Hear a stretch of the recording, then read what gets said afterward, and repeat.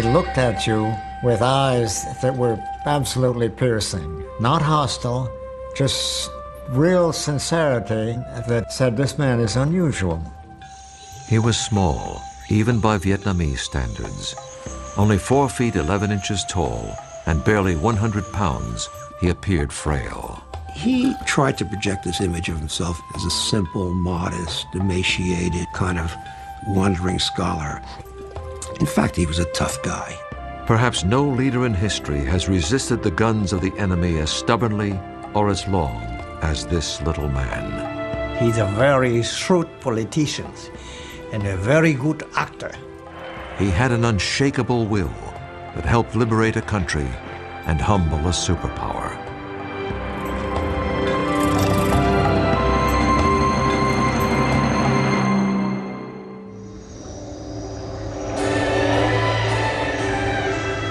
In the late 19th century, Indochina was France's most valuable colony. The French made huge amounts of money with rubber and rice exports, especially from the territory now known as Vietnam. Unfortunately, the native people received little or no benefit of this wealth. They had few rights within their own country and little hope for a better life. Life was only slightly better for the family of Ho Chi Minh. What we do know about his family generally is that they were upper class or gentry, as were all the communist revolutionaries. Ho Chi Minh's father, Huynh Sinh Soc, came from the village of Kim Lien in Nghệ An, a poor province in central Vietnam. On May 19, 1890, his wife gave birth to their 3rd child and their 2nd son. He was named Nguyen Sinh Kung, but would one day be known around the world as Ho Chi Minh. When Ho turned 11, tragedy struck the family. While his father was away, his mother died shortly after giving birth to a 3rd son. You can imagine the effect this had. I mean, being faced with the fact that his father is away and his mother had died, and he was responsible for this, basically an infant. And when his father came back to Hue, he took him back to his home village. Ho Chi Minh's father served as a mandarin or local official and spent a great deal of time away from home. Fortunately, relatives and family friends helped take care of Ho and his brother and sister. Initially, Ho's early education was in the traditional study of Chinese characters and Confucian philosophy. But in his early teens, his father apparently became convinced that for his sons to succeed, they needed a French education. He sent both of them to a preparatory school run by the imperial regime in such a way as to instruct the students in the French language and French culture. Though Ho's father worked for the imperial bureaucracy, he routinely criticized it for so easily relinquishing the country's independence to the French. He was recalled to Hue, and eventually he was dismissed entirely from the bureaucracy. And it's at that point that his life fell apart. And he went to Saigon. He took a job for a while on a rubber plantation. Later he sold traditional medicines. Ho's father spent the rest of his life wandering the countryside, struggling to make a living, while Ho lived in Hue. He saw less and less of his father. This had a great impact on Ho. He also believed that his father had been punished for simply saying what everyone knew was true. Most Vietnamese suffered greatly at the hands of their colonial masters. Those who protested or even complained were often imprisoned, beaten, or even killed by the omnipotent French colonials. In 1908, at the age of 17, Ho was studying at the prestigious National Academy in Hue. One day, a group of farmers marched past the school, protesting the high level of Mandarin corruption and excessive taxation. Ho translated their demands into French so the local colonial officials could read them. It was his first revolutionary act, and he attracted the attention of the dreaded Sûreté, or French secret police. The next day, Ho was summarily expelled from the academy. It was his last day of formal schooling in Vietnam. So here's this young Ho Chi Minh who is becoming educated and has a certain amount of resentment toward French colonialism. But at the same time, he knows enough about France to be captivated by the great French ideals of liberty, equality, fraternity, and he wants to see how those ideals are really practiced in France. They're not practiced in Vietnam, where you have a rather repressive French colonial system. Ho had inherited his father's rebelliousness and his wanderlust. At the age of 21, he entered a merchant marine school where he learned how to be a kitchen helper. This new skill enabled him to leave Vietnam and go abroad. I think he left for two reasons. One is maybe quest for education, that he would be able to get better education in France, provided he could afford it. Second, he probably did not see much of an economic opportunity in Vietnam at that point of time. Ho was hired by the French passenger liner, the La Touche-Treville. And in 1911, began an odyssey that would take him to nearly every corner of the world.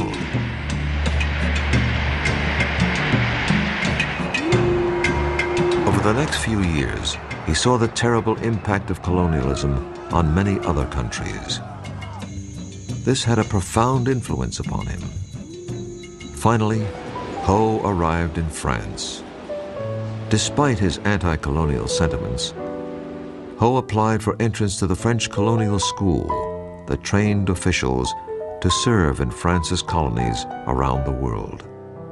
This was hardly the career path of an anti-French revolutionary. Ho's application was turned down. There's no indication as to how he reacted to the rejection, except that we may assume that it probably strengthened his assumption that he couldn't expect to work from within the system, that he was going to have to work outside the system. In other words, it could very well have been one of a whole series of steps that eventually led him into becoming a revolutionary. Ho wandered around France for a year or so. He supported himself with a variety of odd jobs, including gardening and dishwashing. He went back out to sea between 1911 and 1917, traveling to Africa, South America, and even the United States. On one trip, he reportedly jumped ship in Boston and made his way down to New York City. I mean, here he is seeing, as it would be to any kid from this faraway place, the skyscrapers, the highways, taking the subway up to the Bronx, taking the ferry to Hoboken. He was absolutely dazzled by the Statue of Liberty and everything it represented. While working as a dishwasher in New York's Chinatown, Ho was amazed to learn that immigrants in the U.S. were entitled to legal rights that the Vietnamese weren't allowed to have under the French in their own country. He said, I was with the lowest labor types in New York. There were blacks, there were Chinese, and they weren't quite as well treated as the Anglo-Saxons. But he said, you know, they could all vote. And this impressed him tremendously. Shortly before the start of World War I, Ho left America and sailed to England. He found work in the kitchen of the famous Carlton Hotel under the legendary French chef Escoffier. Escoffier is very impressed by Ho because Ho speaks French, because he's very courteous, and eventually is promoted to being the assistant pastry chef. While in London, Ho had met many other passionate anti-colonialists from places like India, Africa, and Ireland. These contacts rekindled Ho's own nationalist notions. He rededicated himself to liberating his homeland. In 1917, he decided to forego a promising career as a pastry chef and moved to Paris. He would learn how to become a revolutionary.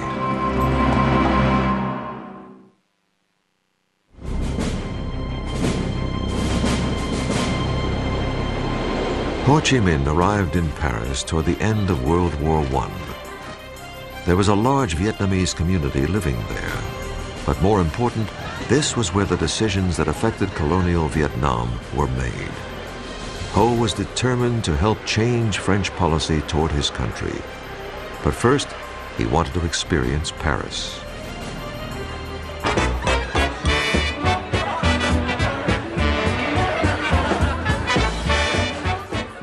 He wandered around the town and would go to art galleries, take in lectures, improving his French. He used to love to go to music halls, and one of his favorite singers was Maurice Chevalier. And he memorized these songs and went on for the rest of his life, without the straw hat, of course, singing Maurice Chevalier songs. In Paris, Ho supported himself through a variety of odd jobs. He worked as a cook and he retouched photos. He even reported on boxing matches and reviewed films for a French newspaper. Of course, his primary goal was to somehow organize Vietnamese expatriates into a movement that would pressure the French government into improving conditions in his homeland. People who encountered Ho Chi Minh in those days tended to say pretty much the same things. Very intense young man, very anxious to learn, very idealistic, a man very much driven by ideas.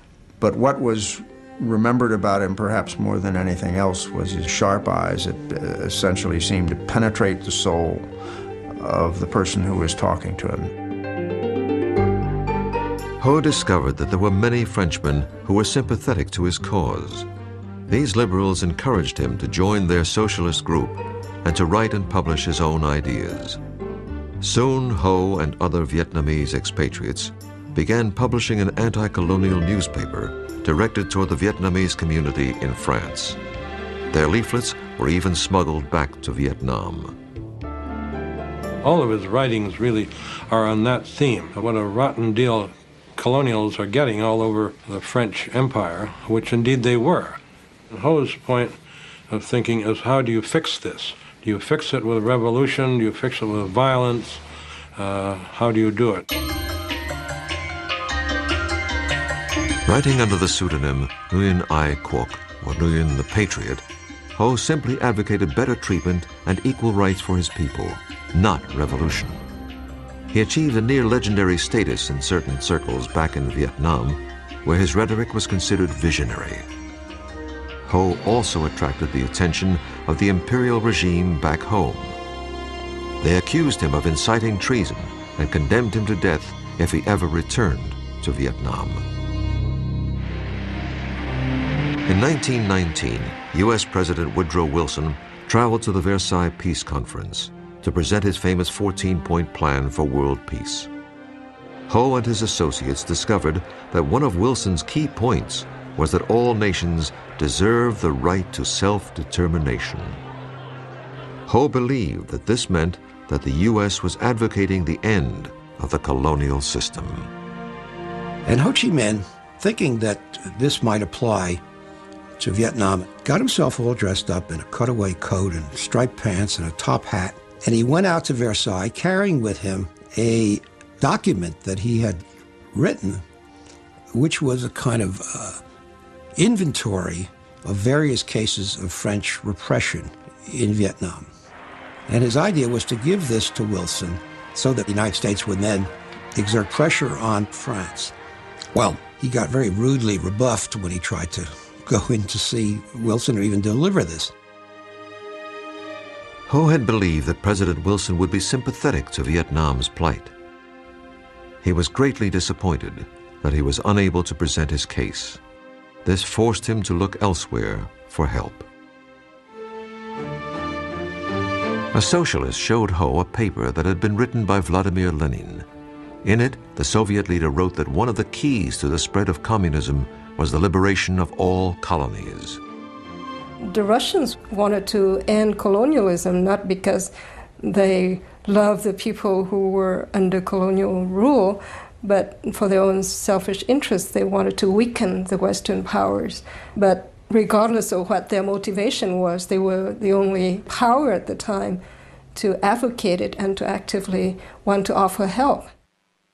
And it's at that point, as he basically points out, that he determined to become a follower of Lenin, not because he had any understanding of Marxist ideology, but because he loved the strategy that Lenin had set forth as a means of liberating the colonial peoples. In 1920, Ho became one of the founding members of the French Communist Party. He was 30 years old. He had become a great propagandist while living in Paris, but he wanted to learn how to turn rhetoric into revolutionary action. He believed there was really only one place to learn this craft: Moscow. In 1923, Ho received an invitation to join the Comintern, the organization set up by the Soviets to export Marxism and Leninism around the world. He jumped at the opportunity. He disappeared from Paris, leaving his friends wondering what had happened to him. I think what drew Ho to Moscow, first and foremost, was nationalism, the desire to find help to liberate his country and his people. Ho became an important member of the Comintern. He now took his orders from Moscow. I always felt that Ho Chi Minh had very little time for Marxism as a philosophy, as a way of interpreting history. He had great admiration for Leninism and the techniques and the methods to be used. The rest of the world may have abhorred Lenin's tactics, but Ho was devoted to them. He believed that he had found the blueprint for liberating his homeland.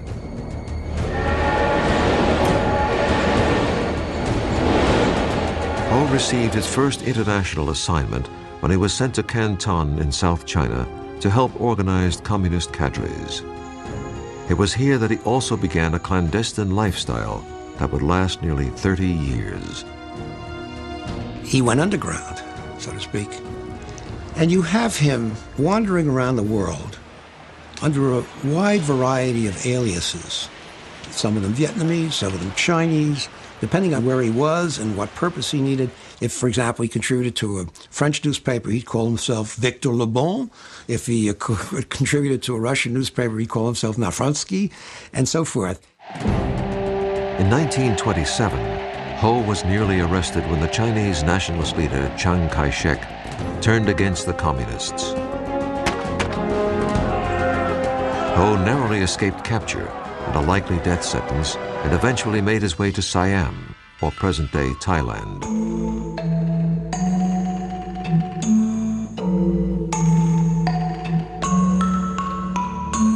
He avoided detection by agents of the Sûreté, or French secret police, via a clever ruse. He learned some Thai, shaved his head, donned a saffron robe, and traveled as a Buddhist monk. There was a large Vietnamese community living in northeast Thailand, so Ho preached his cause as he wandered from village to village in disguise. I don't know of any other leader of his stature having done this kind of masquerading under different guises or having had to change his name so many times, which makes me wonder whether this was just a necessity or was it the sense of the drama in the man that prompted him to do this. For most of the 1930s, Ho's whereabouts were not known. He had even been reported dead. Ho just disappeared. He was either in the cave of Yan'an with Mao, he was in a Stalin jail. There's no world figure that you can say that we don't know where he was for almost a decade. And again, this was not accidental. I mean, he didn't want to be found. Ho emerged again on the world stage shortly before the outbreak of World War II. He'd always believed that there would one day be a time when the conditions would be just right to begin the liberation of his homeland.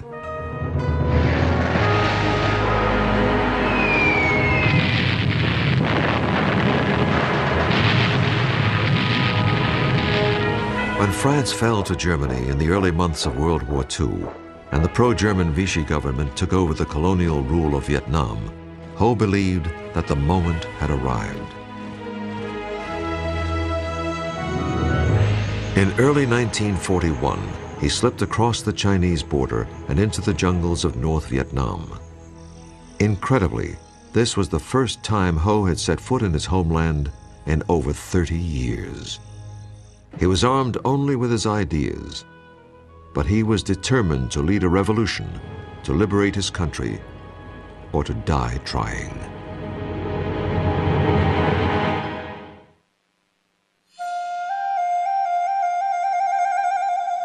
When Ho Chi Minh walked across the border into North Vietnam in 1941, it marked the first time he had set foot in his country since 1911.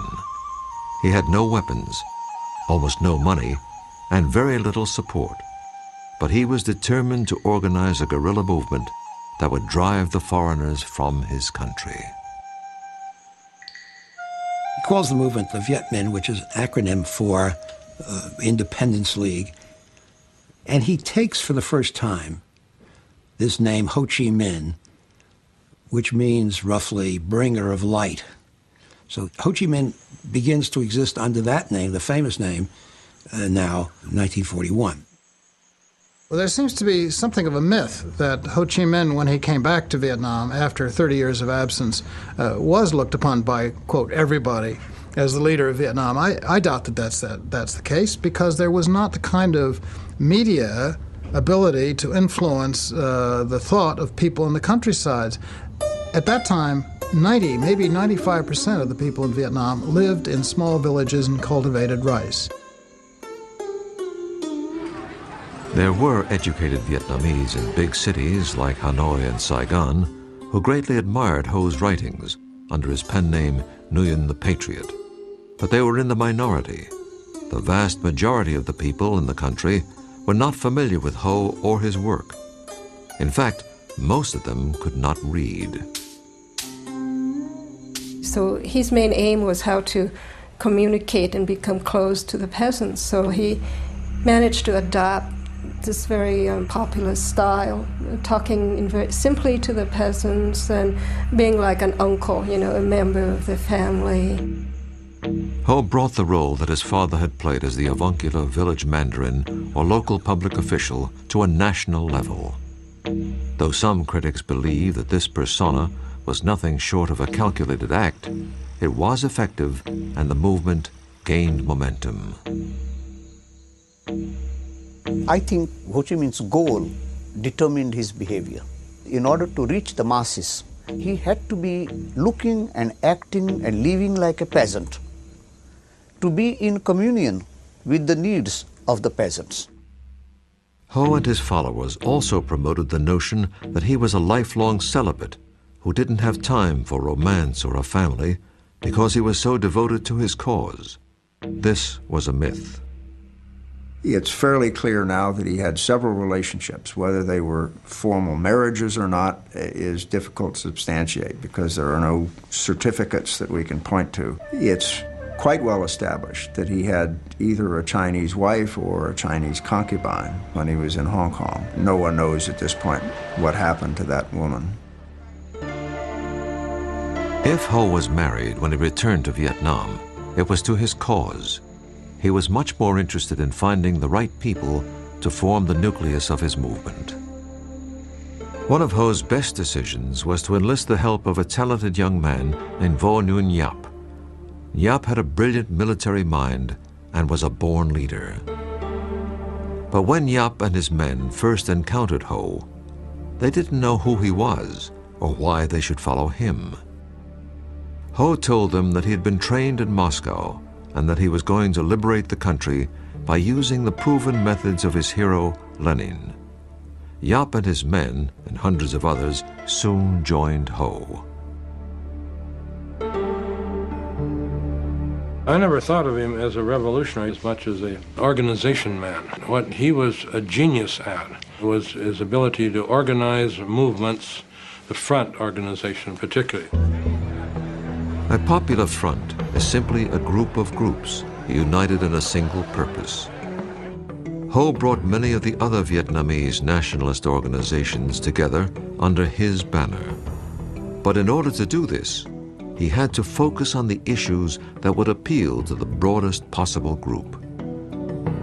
One was the issue of national independence, and the other was what might loosely be called social justice, which would mean land reform, better working conditions, democratic rights, and things of that type.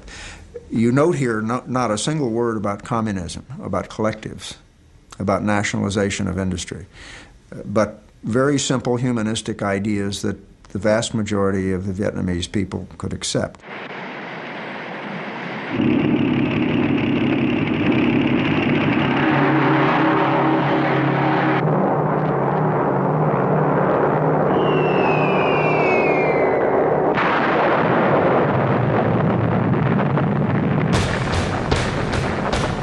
On December 7, 1941, Japan bombed the U.S. fleet at Pearl Harbor, Hawaii, and then launched an all-out attack against the British and Dutch colonies of Southeast Asia. Within weeks, Hong Kong, Malaya, Singapore, and Indonesia had all fallen to the Japanese Empire. The Japanese called off their attack on French Indochina when the local pro-Nazi Vichy colonial administration agreed to collaborate with Japan, Germany's Axis partner. Ho could very well have said, okay, I will side with the Japanese because they're like Asians. But he came to the conclusion, very wisely, the Japanese are no better than the French. They're both aliens. Neither one of them is going to do us any good. Ho Chi Minh traveled to South China. Since the Chinese were also fighting Japan, he believed that he could get some military aid from the nationalist Chinese. To his surprise, he was arrested by the local authorities because he was a communist. Ho was thrown into prison. He kept a journal, writing mostly in the Chinese of his youth, in hopes of converting his captors to his point of view. In one poem he wrote, "My heart travels 1,000 miles toward my native land. Innocent, I have now endured a whole year in prison. Using my tears for ink, I turn my thoughts into verse." Ho's health deteriorated as the months passed. He had to find a way out of prison, or he would never live long enough to liberate Vietnam.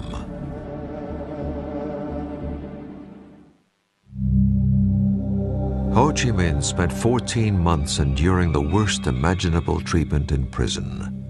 As the war worsened for the Chinese, Ho convinced his captors to release him so that he could gather intelligence on the Japanese.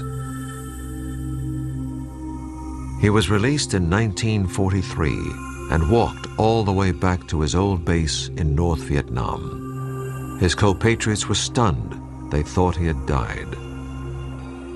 Once again, he became the leader. He was 53 years old.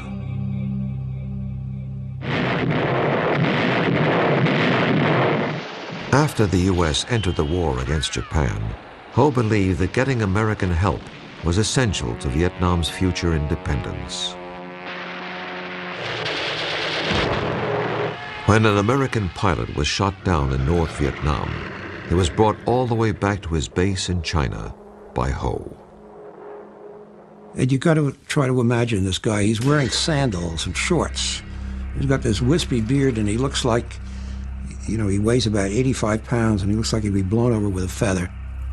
Ho offered his services to the commanding officer, General Claire Chennault of the legendary Flying Tigers.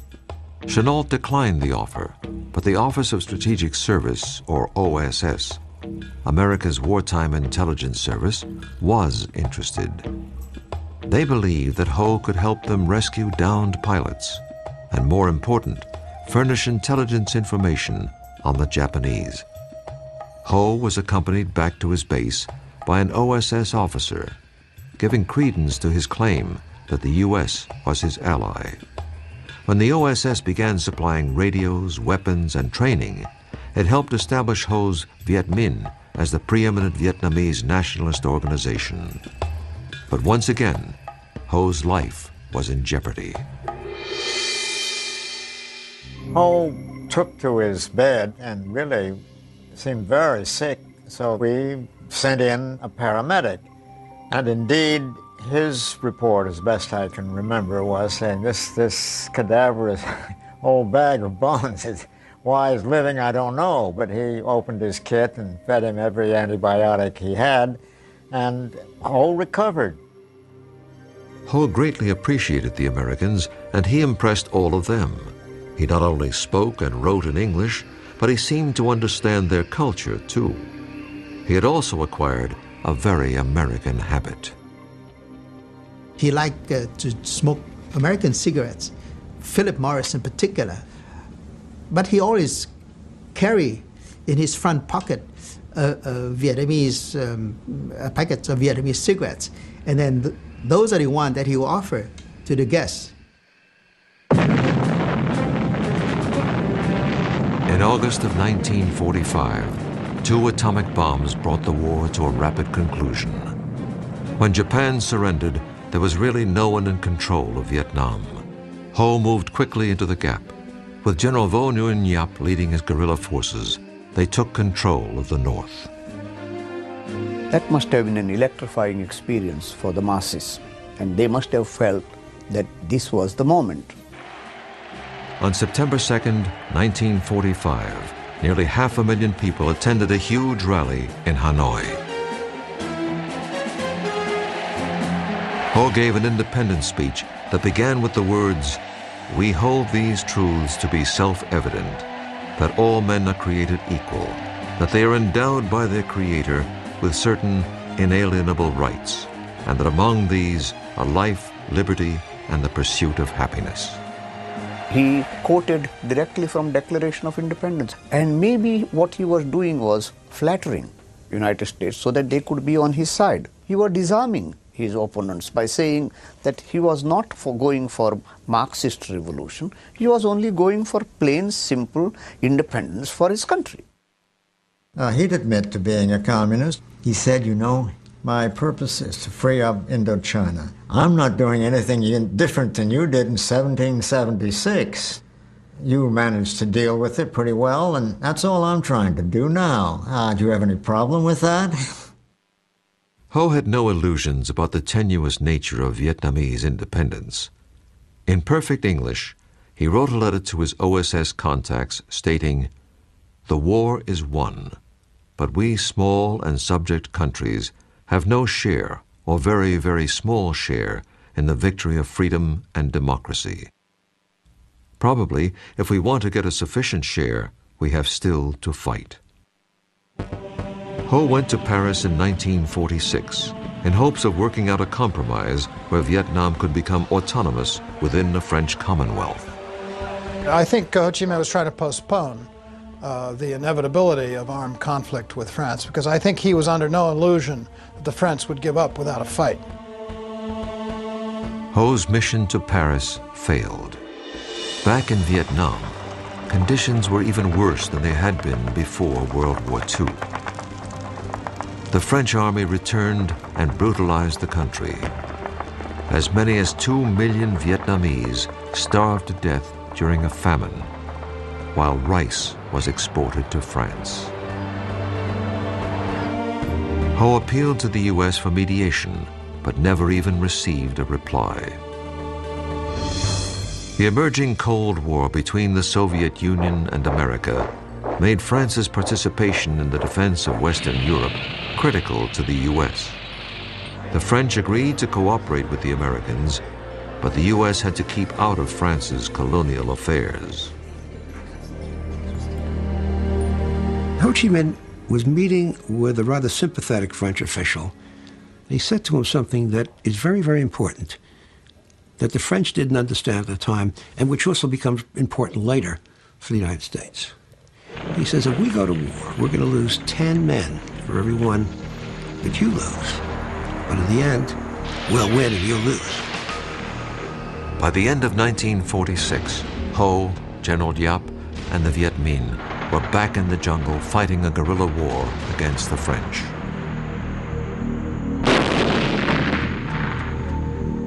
Initially, it seemed unlikely that the Viet Minh would have any hope in defeating the French. But by 1954, the French were desperate to end the bloody guerrilla war that seemed to have no end in sight. The French decided to spring a trap for the Viet Minh at a place called Dien Bien Phu. They believed that the ensuing battle would end the Indochina War. It did end the war, but in a way they could never have imagined.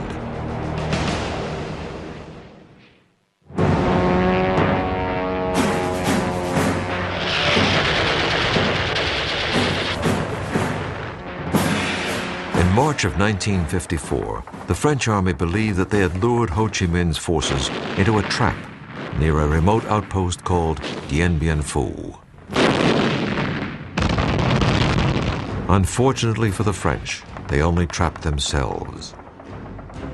The battle cost the French over 15,000 casualties. It also cost them Indochina. The Viet Minh victory over the French marked the first time that a European power had been defeated in battle by its colony since the American Revolution.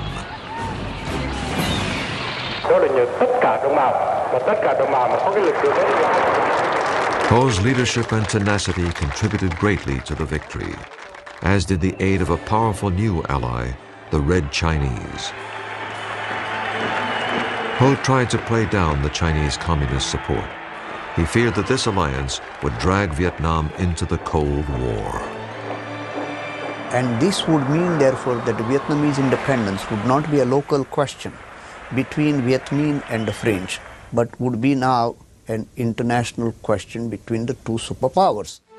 Despite the victory at Dien Bien Phu, Vietnam's fate would ultimately be decided at a peace conference in Geneva. Both the Soviet Union and Red China urged Ho to accept the terms of the Geneva Peace Agreement, which divided the country in half at the 17th parallel. It took all of Ho's political skill to get his colleagues to accept the compromise. After 1954, Ho and the Communists concentrated on building a socialist state in the North. They implemented a land reform program modeled after the one created by Mao in China. And it was a very brutal program. Lots of landowners were executed. It was very corrupt in many cases. The story is that Ho Chi Minh actually realized this thing had gotten out of hand and apologized for it, but of course it was too late. These people had been killed. The North did not have the only repressive government in Indochina. The U.S. helped install an anti-communist dictator in the South named Ngo Dinh Diem. Diem was not popular with his countrymen. In the Geneva Peace Treaty, Ho had been promised an end to foreign intervention and nationwide elections, which he most certainly would have won. Diem and his U.S. backers did not allow the elections to take place. By 1960, an anti-Diem resistance movement engulfed the South in a guerrilla war.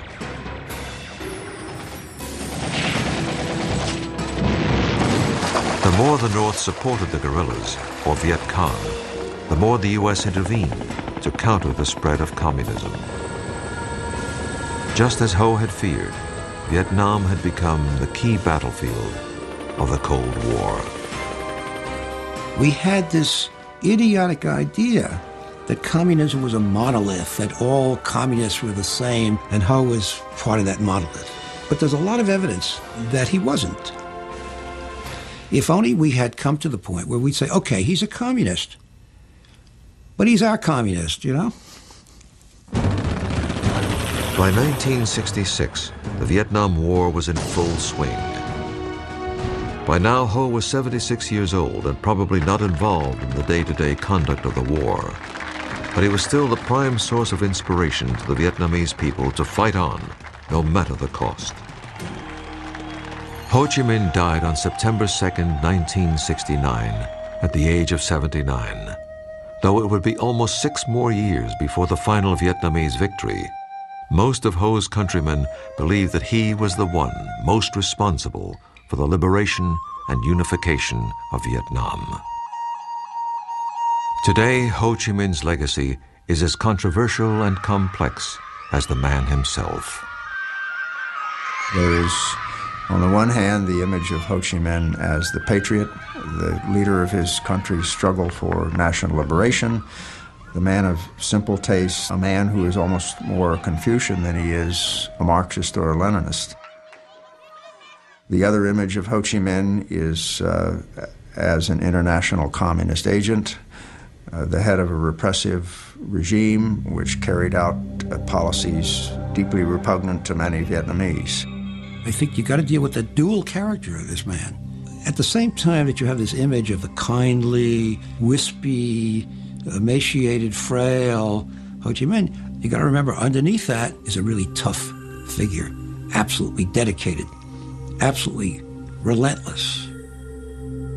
The ends were always more important than the means to Ho Chi Minh. But some critics believe that the communist economic and political system that he left behind was too high a price for independence and unification. Ho Chi Minh said in 1945, they would like to have Vietnam independence, freedom, and happiness. And from the three slogans, what is left right now? Independence, yes, but what does it mean without having freedom and happiness? There's no doubt that the communists under Ho often brutally eliminated their political opponents. But Ho's role in this is not clear. Ho was the leader at the time, and errors did take place, so he should take some of the blame. I think he was a very driven man, a man driven by the cause that he believed in. As a young man, Ho dreamed of changing the lives of the Vietnamese people, but he probably never dreamed how much he would also change the United States. Ho Chi Minh hands the United States the first defeat in its history, in the longest war of its history.